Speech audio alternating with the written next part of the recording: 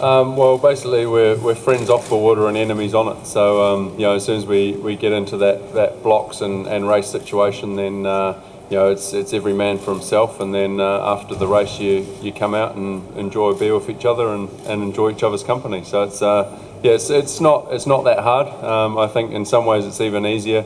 To beat your friend is in some ways easier than beating a stranger, because then you can brag about it later.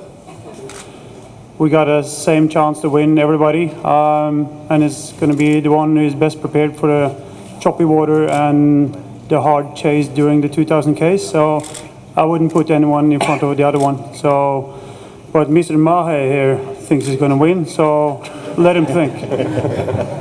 I think it's pretty hard to pick a favourite. Obviously, I suppose if you go over the year's form, obviously.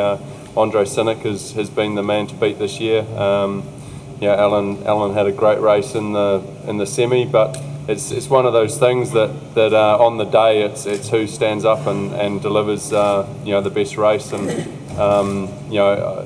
it's not until that last 500 metres that you'll kind of tell who's still in the running, and then it's really anyone's game, whoever's up with the front of the field.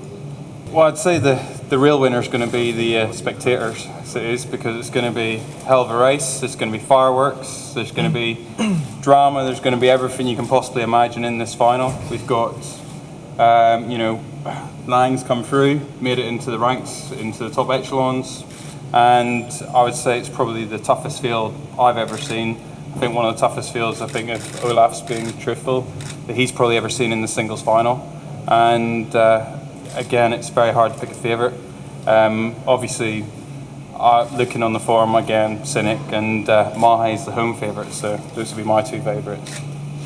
Actually, it doesn't matter if you're first on the 1000. Actually matters who's first on the 2000. So I hope I will not be far away on the 1000, so I could just stick with the guys and go in the finish with Olaf maybe, and try to beat the others with him. But otherwise, actually, it doesn't matter. It just matters till the finish line.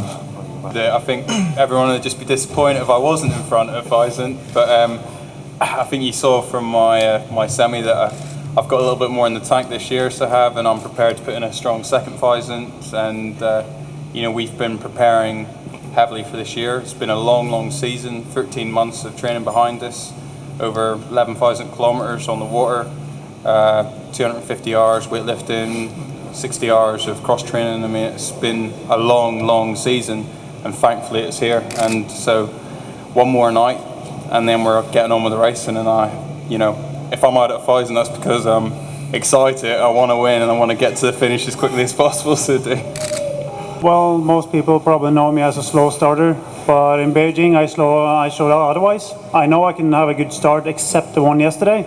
So hopefully I did my mistakes for this tournament, and tomorrow I'm gonna hopefully have one of my best starts, and then the other guys are gonna feel sorry for that one. It is awesome being at home.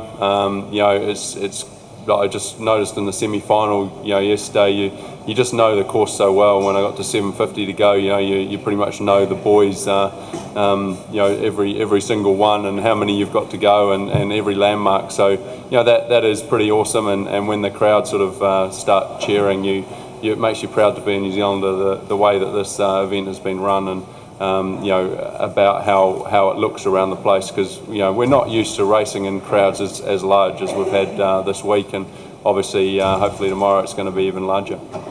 He said, "I'm very pleased to be here in New Zealand, and everything here is good, especially everybody smiles. The volunteers, they provide very good service. The lanes, I like the regatta course. I like the lanes here. I will try my best to give best province of myself."